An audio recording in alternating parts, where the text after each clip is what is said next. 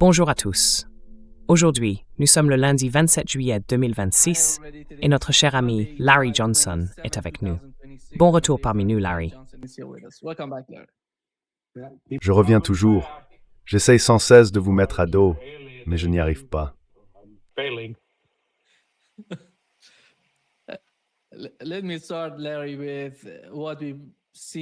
Permettez-moi de commencer, Larry, par ce que nous avons vu aujourd'hui. Ce matin, nous avons assisté à une nouvelle attaque contre l'Arabie saoudite, visant des installations pétrolières saoudiennes. Elle a été rapportée par les autorités saoudiennes. Elles ont déclaré que la résistance irakienne ou des personnes en Irak faisant partie de la résistance les avaient attaquées à l'aide de drones. Voilà. Et si l'on rassemble toutes ces attaques, il semble qu'il y en ait eu 3 contre leurs installations pétrolières.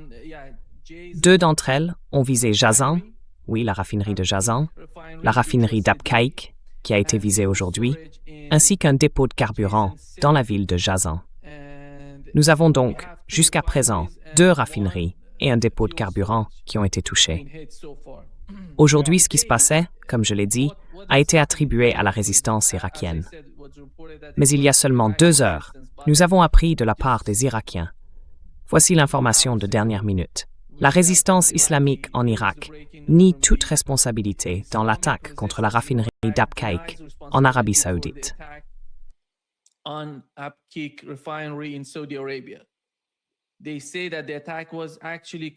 Ils disent que l'attaque a en réalité été menée par le Yémen. Et il semble bien que ce soit des Yéménites qui les aient attaqués. Mais ils essayent, d'une manière ou d'une autre, de dire que c'était l'Irak. Je ne sais pas quel en est l'objectif principal. Est-ce qu'ils essayent d'ignorer l'attaque yéménite contre eux? Est-ce pour cela qu'ils ne veulent peut-être pas réagir? Ils ne veulent pas répondre à l'attaque yéménite. L'autre point, c'est que certains responsables saoudiens ont publié des messages sur Twitter. Ils ont dit que l'attaque arrivait. Cela veut dire qu'ils vont attaquer le Yémen. Mais la déclaration officielle affirme que c'était la résistance irakienne, ce qui n'était pas le cas. Cela a été ignoré, cela a été rejeté par la résistance irakienne. Comment comprenez-vous ce genre de complexité qu'ils se créent eux-mêmes en Arabie saoudite?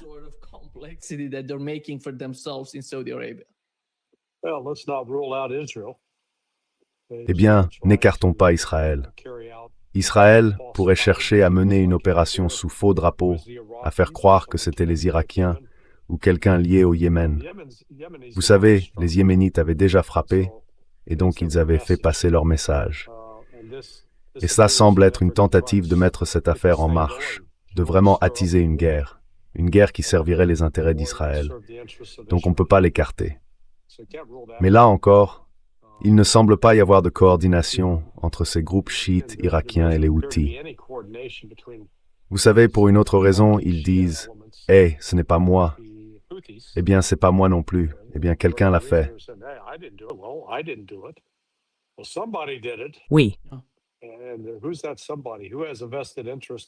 Et qui est cette personne qui a tout intérêt à essayer de, vous savez, pousser les Saoudiens à attaquer les Iraniens ou les Houthis?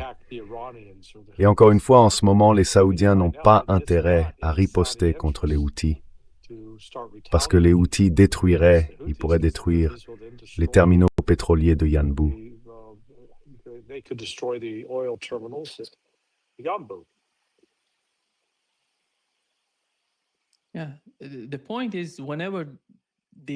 Oui. Le fait est que, chaque fois qu'ils font quelque chose, je parle d'Ansar Allah au Yémen, ils publient un communiqué pour nous dire quelle était la cible et comment ils l'ont frappé. C'était réussi, mais jusqu'à présent, nous n'avons rien eu de tel pour l'attaque d'aujourd'hui, ce qui était très étrange. Exact. Oui, oui.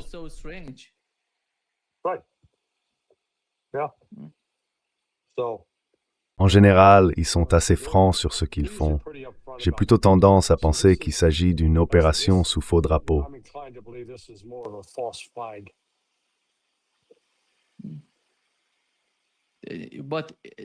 Mais l'effet cumulé de ces attaques est énorme pour l'Arabie saoudite, pour ses exportations. Cette attaque de drone, celle dont on parle, je ne pense pas qu'elle ait été si importante que ça. Je ne pense pas qu'elle ait causé tant de dégâts. C'était une énorme tonne de fumée qui s'élevait aujourd'hui.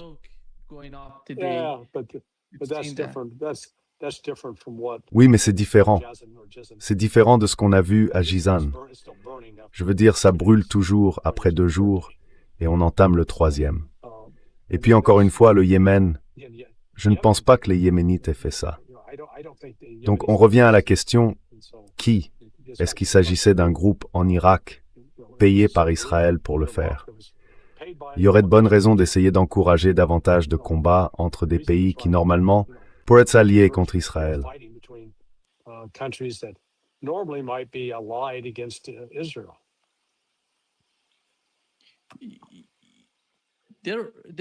Un rapport indiquait que certaines forces ukrainiennes se trouvent en Irak et qu'elles y font quelque chose.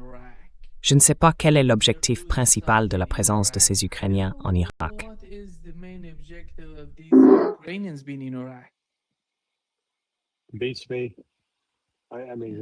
Je n'en sais rien. Je veux dire, s'ils sont là, c'est juste du gaspillage de personnel. C'est juste, vous savez, pour se montrer. Mais stratégiquement, ça n'aide pas l'Ukraine. Et puis, vous savez, ce n'est pas une force assez importante pour faire quoi que ce soit. Alors, quel est l'objectif? Juste venir pour dire qu'on est là.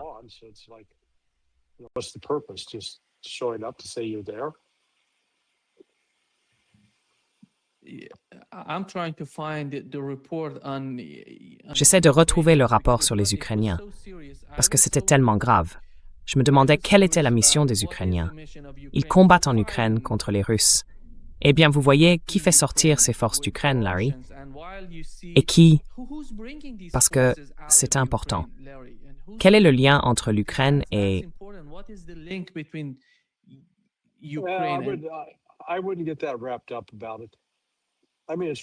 Je m'emballerai pas autant là-dessus. Je veux dire, ce n'est pas pertinent. Ça ne veut strictement rien dire. Ça ne va pas changer le cours de la guerre pour l'Iran. Et ça ne changera certainement pas le cours de la guerre pour l'Ukraine. C'est juste, vous savez, comme du piège à clics.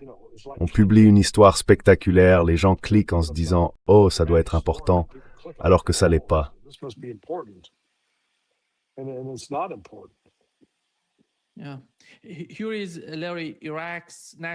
Oui. Voici le conseiller à la sécurité nationale de l'Irak. Il dit que des cellules ukrainiennes sont actives dans tout l'Irak et qu'elles participent à des attaques sous faux drapeaux. Des cellules du renseignement ukrainien mènent des attaques en Irak et les attribuent faussement à différentes factions. Nous arrêtons des individus et des éléments qui avouent que des cellules ukrainiennes ont mené des attaques contre des installations irakiennes souveraines. Et elles mènent des opérations sous faux drapeaux en Irak. Et quel est le lien entre ces gens et Israël? C'est une grande question.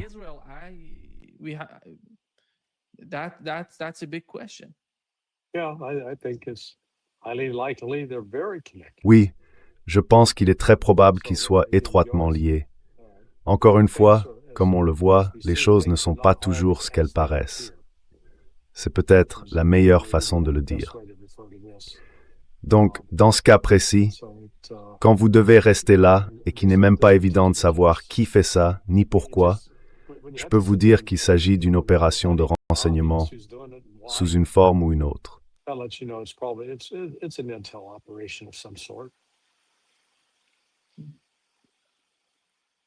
L'Iran attaque en ce moment même pendant que nous parlons. Il frappe certaines cibles au Kurdistan irakien. La guerre sur ce front ne s'est pas arrêtée. Elle continue, encore et encore. Je veux dire, ça c'est pour l'étranger, vous savez. Il y a de l'aide militaire étrangère là-bas. Oui. Voici ce que Donald Trump a déclaré aujourd'hui au sujet des pourparlers ou des négociations entre l'Iran et les États-Unis. Nous menons des négociations très amicales et au fait, notre marine est vraiment redoutable pour mettre en place un blocus. Pas un seul bateau ne passe. Nous avons un blocus. Ils aimeraient qu'on le lève. S'il vous plaît, nous ne voulons plus du blocus. Ils disent, s'il vous plaît, pas de blocus. et j'ai approuvé la plus grande mesure de déréglementation jamais prise aux États-Unis.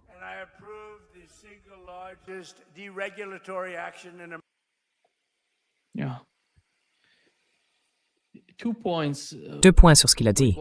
Aujourd'hui, Larry, un porte-parole du ministère iranien des Affaires étrangères, a déclaré ceci. Il a dit que nous n'avons jamais permis et ne permettrons jamais aux États-Unis de décider à notre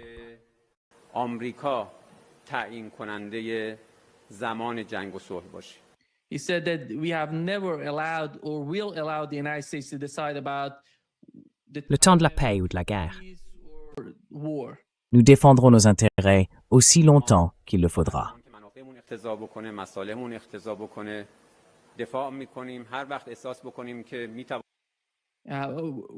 We're going to defend, our interests as long as it requires. از ابزار دیپلماسی استفاده بکنیم برای حفظ منافع ملی حتما به عنوان Chaque fois qu'il faudra recourir à la diplomatie pour préserver nos intérêts, nous le ferons. Il dit que les négociations dont parle Donald Trump se déroulent entre l'Iran et Oman. He says the negotiations are between Iran and Oman. The negotiations that Donald Trump is talking about. چند دور مذاکره روز جمعه و شنبه برگزار شد. مذاکرات مفیدی بود. Nous avons négocié vendredi et samedi, et ces négociations ont été utiles d'une certaine manière.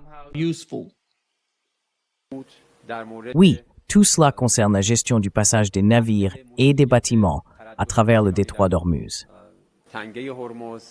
Yeah, it's all about the management of the passage of the ships and vessels through the Strait of Hormuz.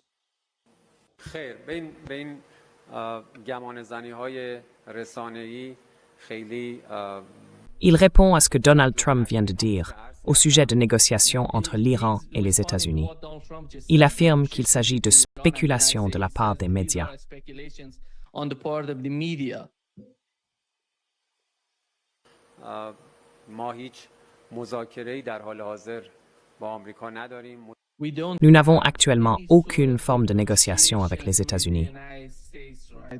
مذاکراتی که ما داریم و گاهن ممکن هست که تفسیرهای متفاوتی ازش بشه همون مذاکراتی است که با عمان داریم. The only negotiations we have today Les seules négociations que nous avons aujourd'hui sont celles entre l'Iran et Oman. Mais ces négociations font l'objet d'une interprétation différente. D'une manière ou d'une autre, certains parlent de négociations entre l'Iran et les États-Unis. Mais la réalité, c'est que les négociations ont lieu entre l'Iran et Oman. Les États-Unis n'y participent pas.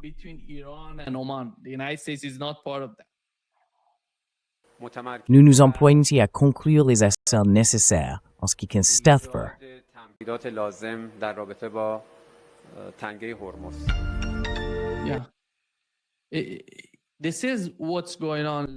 Voilà ce qui se passe, Larry. D'un côté, Donald Trump dit que les négociations se déroulent incroyablement bien. De l'autre, on dit qu'il n'y a pas de négociations entre l'Iran et les États-Unis. Elles se tiennent entre Oman et l'Iran.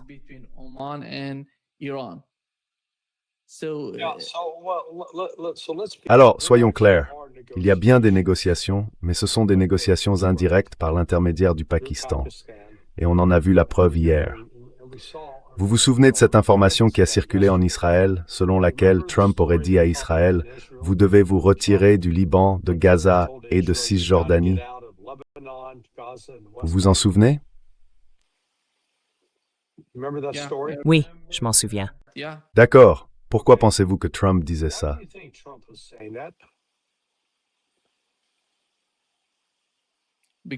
À cause des messages qui s'échangent entre les deux parties.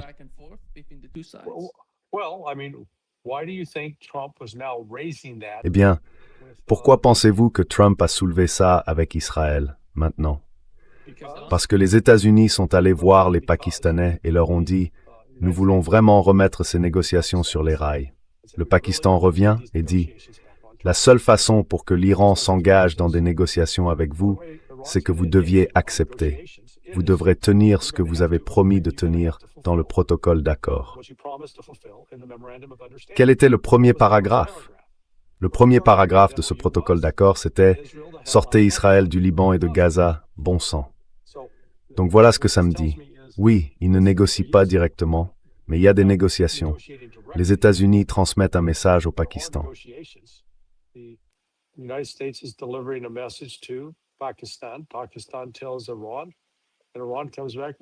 Le Pakistan le dit à l'Iran, et l'Iran revient en disant « Dites non aux États-Unis, et absolument non, tant qu'ils n'auront pas rempli leur part du protocole d'accord. » Donc c'est ce qui se passe.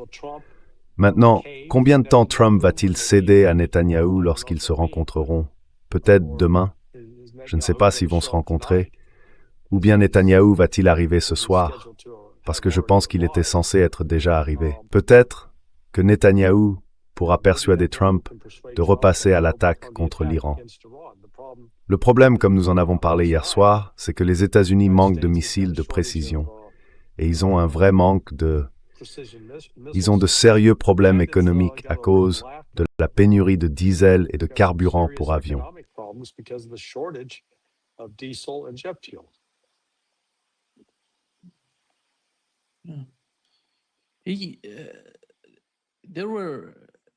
Donald Trump a fait quelques déclarations étranges. Dans l'une d'elles, il dit qu'on va faire en Iran la même chose qu'au Venezuela. Autrement dit, que d'une manière ou d'une autre, on va diriger le pays. Puis un peu plus tard, il dit autre chose. Il dit « Vous ne pouvez pas les acheter. Il faut les battre. Et nous les battons. On leur met une sacrée raclée et on verra comment ça se termine. » Alors je ne sais pas comment comprendre ça.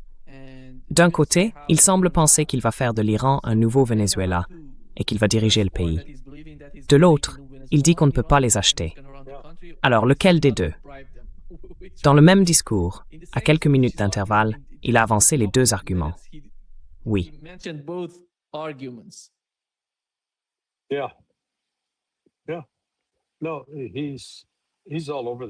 Oui, non, il part dans tous les sens. Donc, je veux dire, si ce que vous alliez dire, c'est que Donald Trump se contredit, eh bien évidemment, oui, il le fait souvent. Alors, quelle est l'alternative? Vous savez, le brancher à un détecteur de mensonges, le forcer à dire la vérité. Donc, voilà ce que nous voyons se dérouler en ce moment.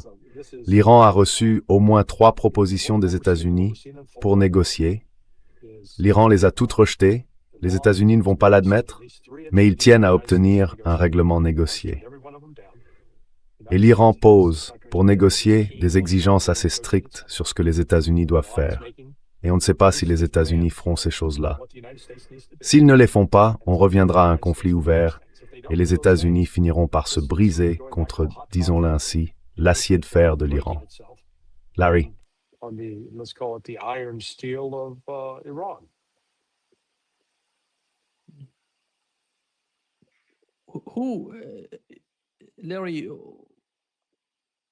Qui a voulu cette rencontre entre Donald Trump et Benjamin Netanyahu?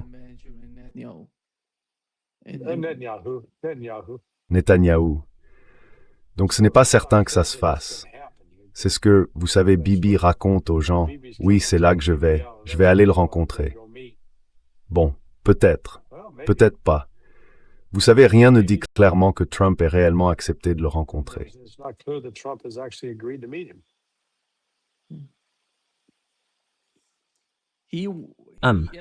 Hier, dans le même reportage que vous avez mentionné, il a dit que Donald Trump faisait pression sur Benjamin Netanyahou pour qu'il se retire de Gaza, du Liban et de Syrie.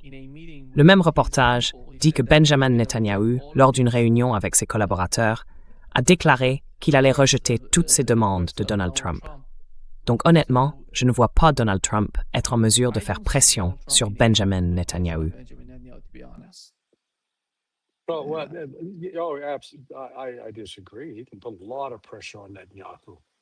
Je suis pas d'accord.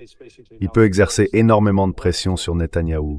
Les États-Unis contrôlent désormais, en gros, les flux de pétrole, de diesel et de carburant pour avions dont l'Iran a absolument besoin. Enfin, dont Israël a besoin.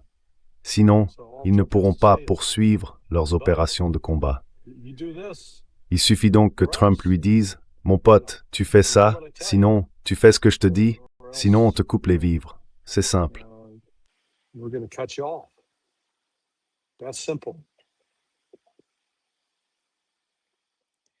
Aujourd'hui, Donald Trump.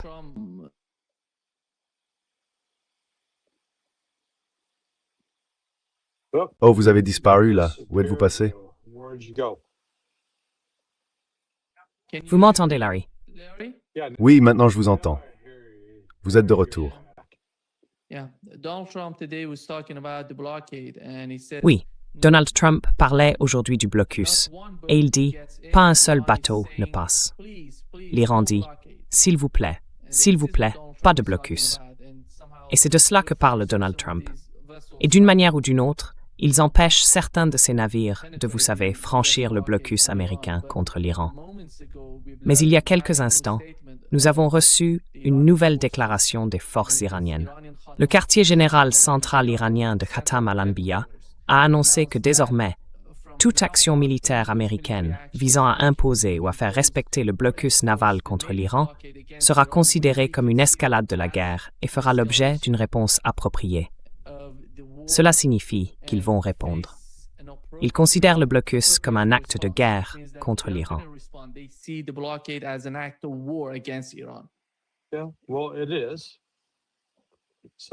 Eh bien, c'est le cas. Alors voyons ce qu'ils vont faire pour répondre. Encore une fois, les paroles ne coûtent rien. On peut dire n'importe quoi. Alors voyons ce qu'ils vont faire. J'ai tendance à penser que l'Iran est bien plus sérieux dans ce qu'il dit que Donald Trump. Trump est plein de rodomontades et de fausses promesses, tandis que je constate que les autorités iraniennes pensent généralement ce qu'elles disent. Donc on verra.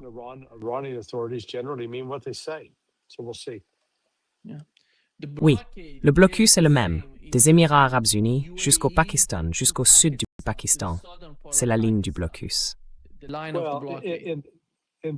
En théorie, oui, mais les États-Unis n'ont pas assez de navires. Ce qu'ils feront, c'est intercepter de temps à autre un navire, en faire tout un battage, pour donner l'impression qu'il s'agit d'un blocus hermétique. Mais ce n'est pas le cas.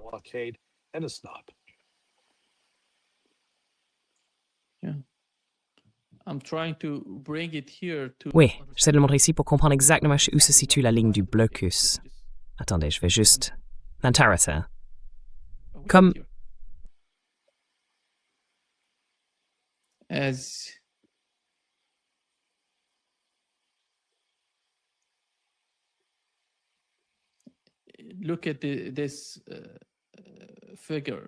regardez cette carte, Larry, cette photo. Vous voyez le blocus par près d'Oman et des Émirats arabes unis. Il va jusqu'à la frontière entre l'Iran et le Pakistan. Et je ne sais pas comment. Je vous le garantis, il ne s'approche pas à moins de 300 km des côtes iraniennes.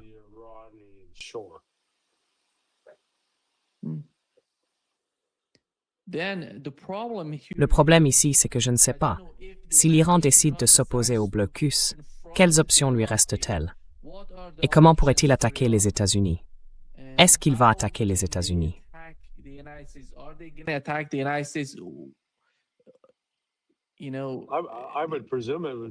Vous savez, je présume qu'il pourrait utiliser des missiles anti-navires. Il pourrait aussi lancer des drones dans l'eau. C'est une possibilité, ou leurs sous-marins pourraient s'en prendre aux États-Unis. Il y a donc certaines choses qu'ils pourraient faire. Je pense que la question revient à savoir ce qu'ils sont prêts à faire. Une chose est d'en parler, une autre est de passer à l'exécution.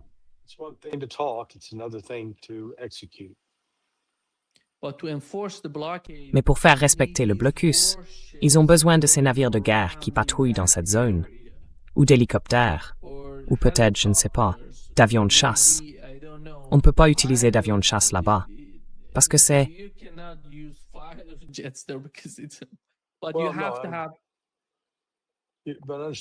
Mais il faut avoir...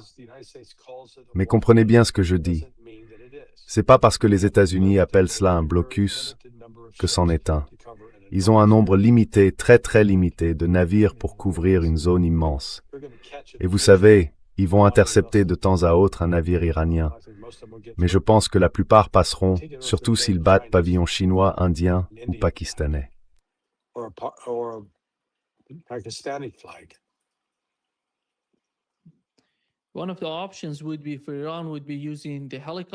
L'une des options pour l'Iran serait d'utiliser des hélicoptères ou peut-être des drones pour accompagner ces pétroliers. Mais j'imagine que les drones vont tellement vite qu'ils ne seraient pas à la même, vous savez, à la même vitesse, avec la même...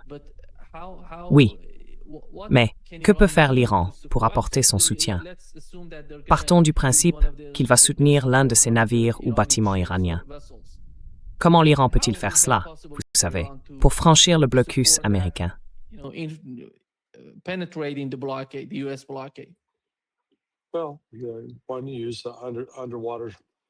Eh bien, premièrement, vous utilisez les sous-marins et les drones sous-marins pour commencer, afin de contraindre la flotte américaine à rester au large, à distance.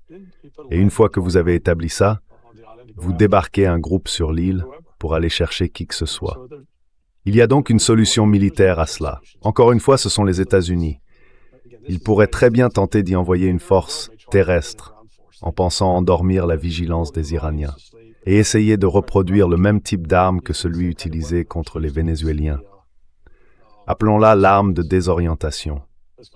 Elle peut donner aux gens la nausée, des vertiges, et les rendre incapables de travailler. Ou alors, à l'inverse, elle ne fera peut-être pas ça. On ne peut pas être sûr de la manière dont cela va fonctionner.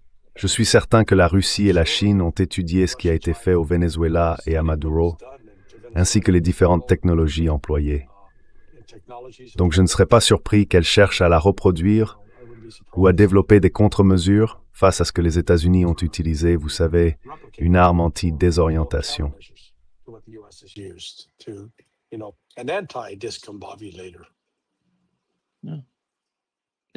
Larry, vous pouvez vérifier votre microphone pour voir s'il est bien branché.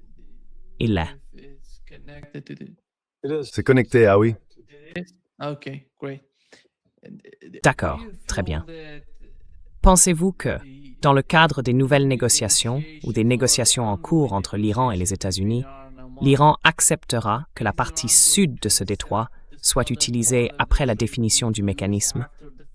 Ou bien devra-t-il utiliser la partie nord de ce détroit, celle que nous connaissons et qui est désignée à cet effet?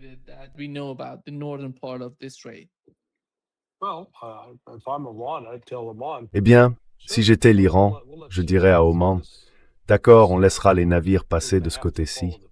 Ils devront respecter les protocoles que nous avons établis. Et vous percevrez chaque dollar payé par les navires en transit. Mais ils devront remplir les documents nécessaires parce que nous ne laisserons rien passer vers Israël. Point final. Et si j'étais Oman, je dirais d'accord, j'accepte cet accord. Ce serait financièrement très avantageux pour Oman. Ou alors, l'Iran dira peut-être, nous voulons une commission d'apporteurs de 10% sur ce qui transite, puisque c'est nous qui assurons la sécurité générale. Mais ils laisseront Oman garder 90%, quelque chose comme ça. Mais ils ne vont pas capituler et dire d'accord Oman, faites tout ce que vous voulez, et nous fermerons les yeux. Bon sang, ça n'arrivera pas.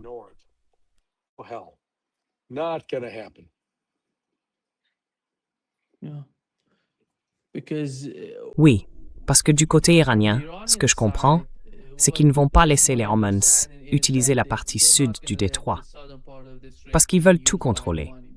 Ils veulent savoir si les États-Unis vont envoyer davantage d'armes, je ne sais pas, davantage d'armement à ces pays du Conseil de coopération du Golfe, vers les bases. Ils veulent au moins tout contrôler. Si les Omanis passent par la partie sud du détroit, il leur sera, d'une certaine manière, difficile de vérifier cela. Oui, enfin, vous voulez dire difficile à vérifier pour les Iraniens. Oui, Pourquoi dites-vous cela? parce que s'ils empruntent la route du sud, près de la frontière avec Oman, qui va vérifier, vous savez, il est important de vérifier quelle cargaison se trouve sur ce navire, ou ce qu'il transporte. C'est important pour les Iraniens. Ils ne vont pas laisser passer ces navires de guerre, ni aucun type d'arme.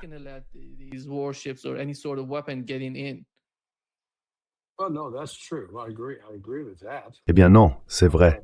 Je suis d'accord là-dessus.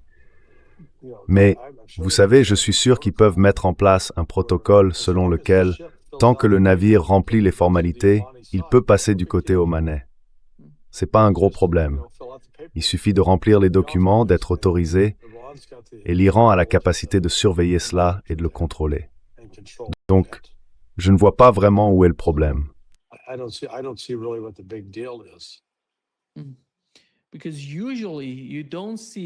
Parce que, d'habitude, on ne voyait pas ces itinéraires passer près de la frontière omanaise avant le début de cette guerre. Personne n'utilisait ces routes dans le sud, près de la frontière omanaise. Alors, quel serait l'objectif principal d'emprunter cet itinéraire, au juste? Je ne sais pas ce qui se passe entre l'Iran et Oman, mais ils vont en discuter, parce qu'avant, c'était en plein milieu du détroit.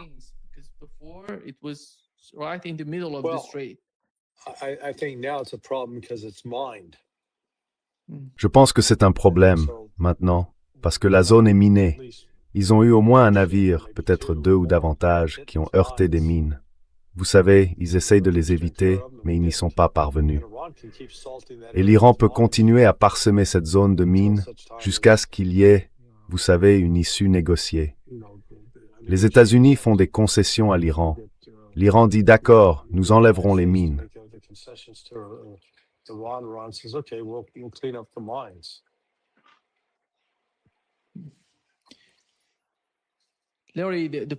Larry, le prix du pétrole a baissé.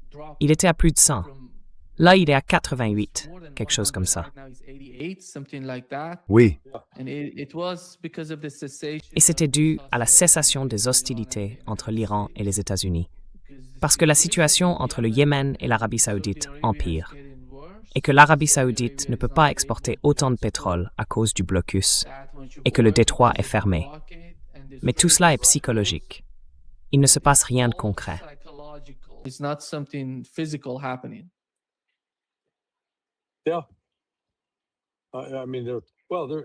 oui, enfin, il y a un aspect physique. Aucun navire ne passe. C'est physique, non? Oui.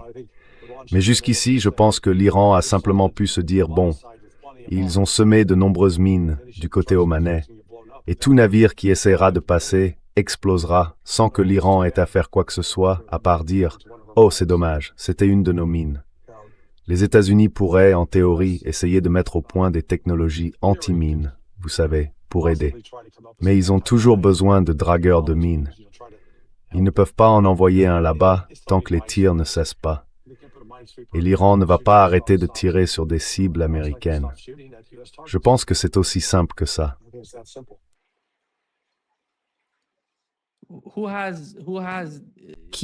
Il semble que les Européens aient ces dragueurs de mines pour les amener dans la région. Et c'est ce que j'ai entendu. Mais tant qu'on ne l'a pas vu le dire, c'est une chose. Le montrer, c'en est une autre. Montrez-nous l'argent.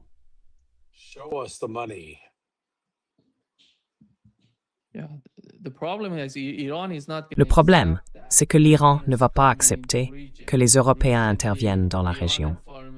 Récemment, le ministre iranien des Affaires étrangères a déclaré qu'après le rétablissement des sanctions par les Européens, il ne voulait plus discuter avec eux. Il ne leur voit plus aucun rôle. Je ne leur en veux pas. Pourquoi diable iriez-vous parler aux Européens? Ils ont eu une influence négative.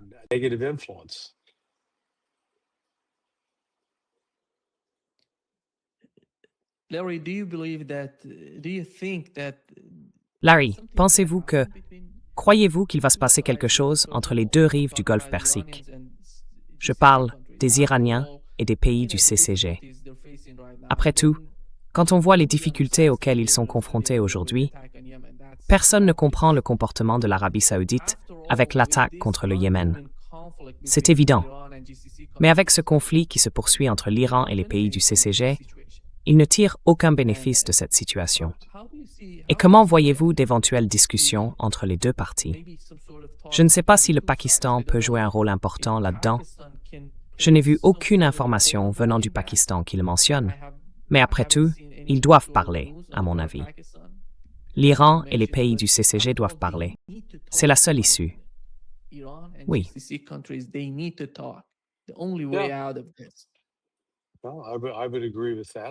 Eh bien, je suis d'accord avec ça. Ils le font, absolument. Mais vous savez, jusqu'ici, ils ont eu autant de succès pour les faire parler que pour intéresser les Allemands à une enquête sur l'auteur du sabotage du gazoduc Nord Stream. Autrement dit, non, personne n'est intéressé. Personne ne s'en soucie.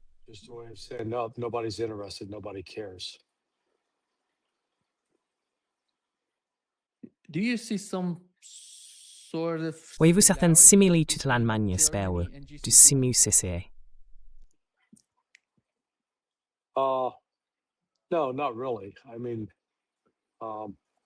Non, pas vraiment.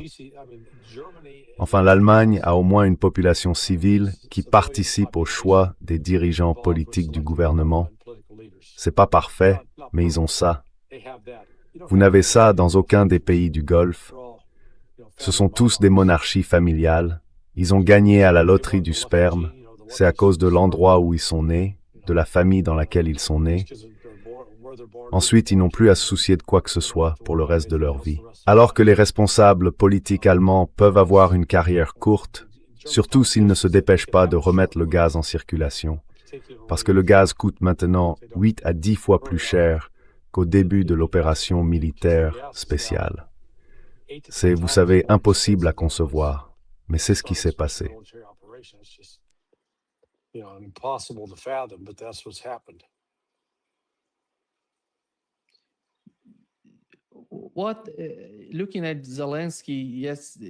Si l'on regarde Zelensky, oui, aujourd'hui, il y a une nouvelle vidéo de Zelensky s'exprimant avec Sky News.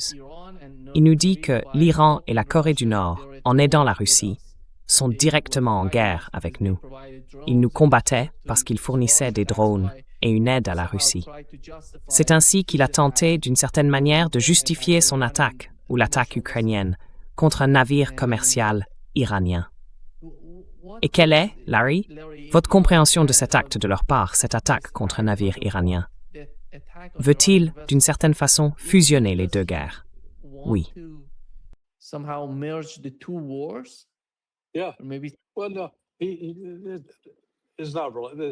Eh bien non. Écoutez, une attaque de missiles contre un seul navire ne signifie pas que les guerres fusionnent. D'accord. Je peux imaginer l'Iran riposter. Mais encore une fois, je pense même qu'on peut se demander s'ils devraient perdre leur temps et leurs efforts à riposter contre l'Ukraine. Parce que Zelensky a fait ça pour une seule raison. Pouvoir se présenter à Washington ce soir et dire « Hey Don, mon gars, je t'ai aidé avec ces Iraniens. Regarde, on a attaqué leur navire. On les a empêchés d'obtenir une arme nucléaire, vous voyez, ce genre de choses. Et Trump sera très content. Oh oui, vous êtes formidable. Monsieur l'homme à la cocaïne, donnez-lui un sac de cocaïne supplémentaire, s'il vous plaît. Bon, ça n'arrivera pas. Il a fait ça pour attirer l'attention, c'est tout. Et aujourd'hui, il va en obtenir un peu. Très bien. Et puis quand la Russie décidera de riposter contre lui, cette publicité-là ne sera pas aussi bienvenue.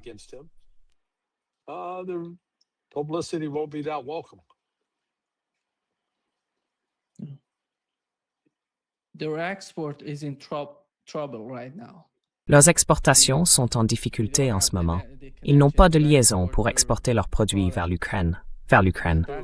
Cela va aussi avoir des conséquences sur l'économie des Européens. Oui.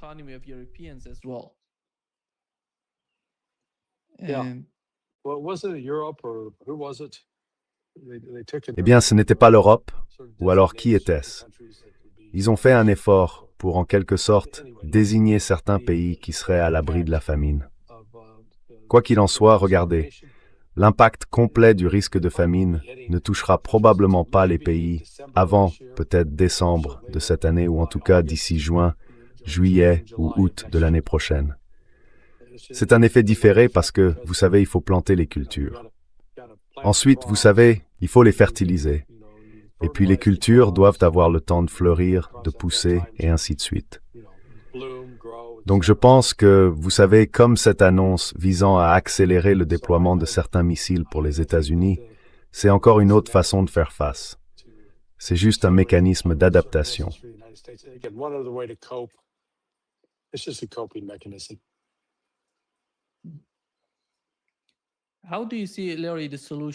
Larry, comment voyez-vous la solution de Donald Trump dans ce détroit d'Ormuz?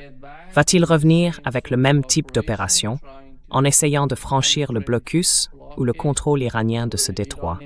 Ou voyez-vous un signe qu'il a tiré les leçons de ce qui s'est passé jusqu'ici et qu'il va changer d'attitude?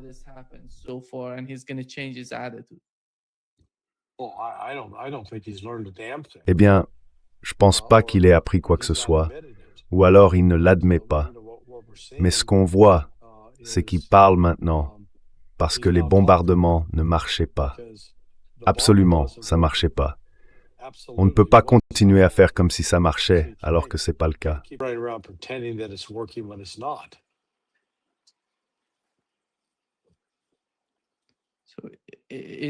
Va-t-il autoriser ce qui était mentionné dans le protocole d'accord, le soi-disant protocole d'accord? Il devra y revenir. Il devra reprendre le protocole d'accord et s'y conformer. Reste à voir s'il va le faire.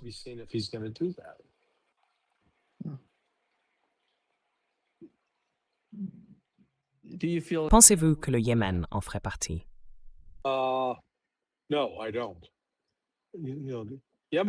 Non.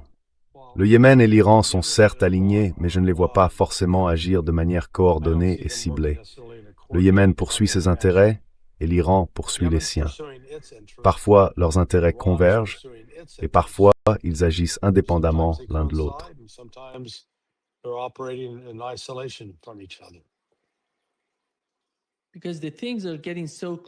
Parce que la situation devient tellement critique que si Donald Trump essaie de faire quoi que ce soit, il doit prendre en compte tous ces différents fronts.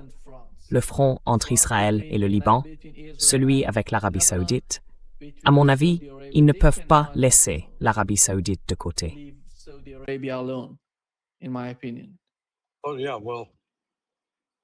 Oui, eh bien, c'est pour ça que je reviens à cette question. Est-ce qu'il cherchait à attiser les choses? Est-ce que ces autres attaques, disons, ces attaques inexpliquées, étaient une tentative de faire perdurer la guerre et d'y entraîner davantage les Saoudiens, dans l'espoir que ça favorise Israël? On ne peut pas l'exclure.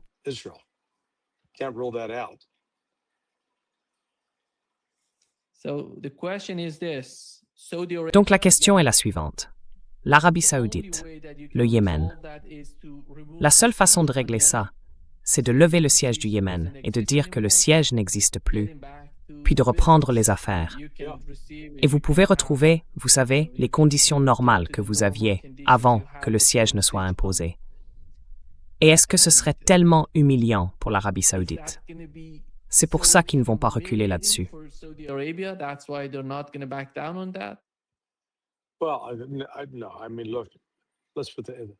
Eh bien non. Je veux dire, regardez, s'ils laissent leur peur de l'humiliation guider leur prise de décision dans cette affaire, alors merde, ils n'auront que ce qu'ils méritent, parce que cela mènera à leur destruction économique. Il suffit que les Houthis, Ansar Allah, neutralisent Yanbu, le terminal nord, le terminal sud, et causent davantage de dégâts à cette raffinerie de Jizan. Qu'ils fassent ça. Il y a d'autres raffineries pétrochimiques et d'autres activités partout. Vous savez, au Yémen et en Arabie saoudite, que le Yémen peut neutraliser. Et si le Yémen et l'Arabie saoudite entrent dans un cycle de représailles, comme vous l'avez dit hier, l'Arabie saoudite a beaucoup de cibles, et le Yémen en a très très peu. Donc si c'est œil pour œil, les dégâts disproportionnés seront subis par l'Arabie saoudite, pas par le Yémen.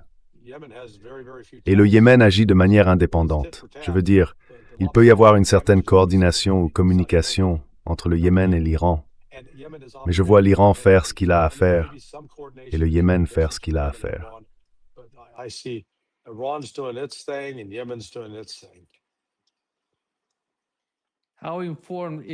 Dans quelle mesure Netanyahou est-il informé de la négociation ou des messages, puisqu'il n'y a pas de négociation, comme vous l'avez dit, que Donald Trump échange avec les Iraniens en Europe?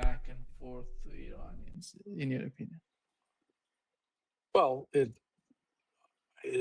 Eh bien, je ne pense pas que ce soit important pour l'Iran, ni pour l'opinion intérieure de Trump. Je pense que l'opinion publique iranienne s'en moque. Les Iraniens n'écoutent pas un foutu mot de ce que dit Trump. Ils ne vont pas lui faire confiance ni le croire sur quoi que ce soit.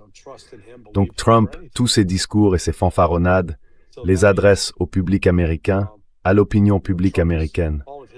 C'est elle qu'il essaie de manipuler. Et à l'évidence,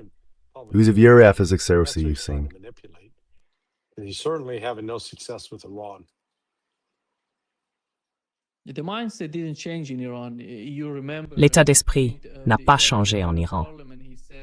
Vous vous souvenez du tweet du président du Parlement iranien? Il a dit que nous devions être prêts, dès le lendemain de la signature du protocole d'accord, à partir en guerre, à combattre de nouveau les États-Unis. Il a dit cela avant la signature du protocole d'accord. Et au fond, ils ont prévu que les États-Unis n'allaient pas respecter les termes de cet accord. C'est pour cela qu'ils étaient prêts. Et rien n'indique qu'ils aient changé d'attitude.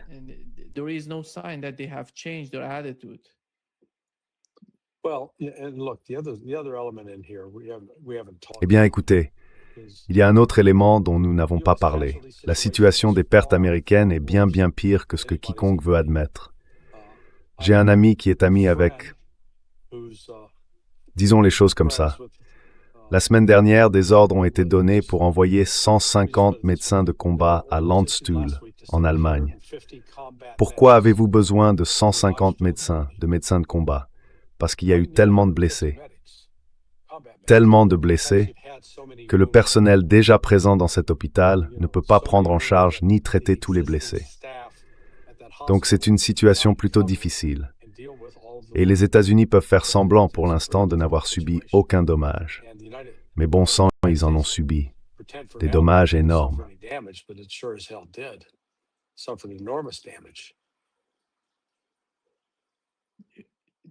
Vous pensez que l'information va sortir? Eh bien, elle est sortie. Enfin, ça a été publié. Ils ne l'ont pas caché. Personne n'a prêté attention aux implications. Qu'est-ce que ça signifie d'envoyer 150 personnes? 150, c'est l'effectif d'une compagnie de l'armée, donc l'équivalent d'une compagnie. Mais 150, c'est beaucoup pour aller simplement au combat. Encore une fois, ce sont des auxiliaires sanitaires de combat. Ce ne sont pas juste, vous savez, des infirmières ou des aides-soignants chargés de vider des bassins. Là, on parle de quelque chose de bien plus grave. Je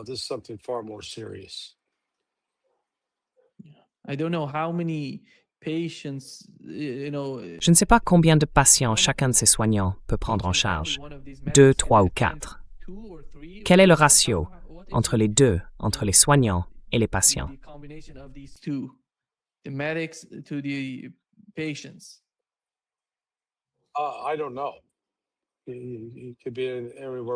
ne sais pas. Ça peut aller d'1 pour 1 à 1 pour 4. Parce que vous savez, si vous faites des rotations de 8 ou 12 heures, disons que vous en avez 50 par rotation. En journée, l'après-midi, la nuit. Donc ça fait 50 nouveaux membres du personnel à chaque rotation. Et disons que chacun peut s'occuper de 3 ou 4 patients au maximum. Alors si vous avez 50 personnes et qu'elles prennent en charge, disons, 3 patients en moyenne, ça veut dire qu'il y a au moins 150 blessés. Donc oui, c'est important de dire que quelque chose a mal tourné.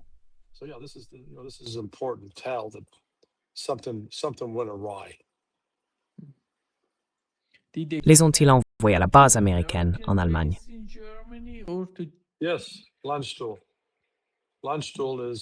Oui, Landstuhl. Landstuhl est un hôpital militaire américain. Il se trouve au nord-ouest de Stuttgart, à environ 140 km.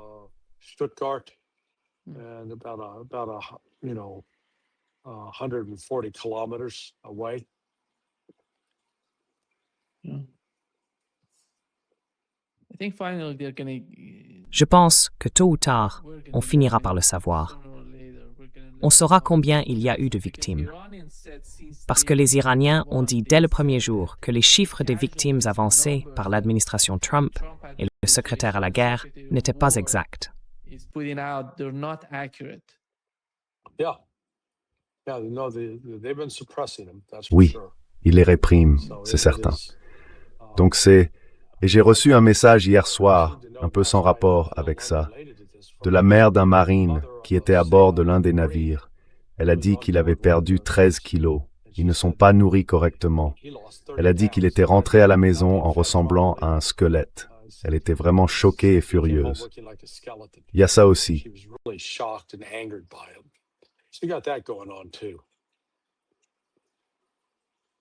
Oui, j'ai vraiment de la peine pour ces Américains et ces Iraniens qui font la guerre pour Israël. Israël mène la guerre. Il reste simplement à l'écart pendant que les deux pays se battent, et personne ne sait pourquoi. Donald Trump revient et essaie de... C'est tellement stupide. Toute cette affaire, tout ce conflit devient tellement stupide que plus personne ne peut comprendre ce qui se passe dans la tête de Donald Trump, ni pourquoi il continue cette guerre qui...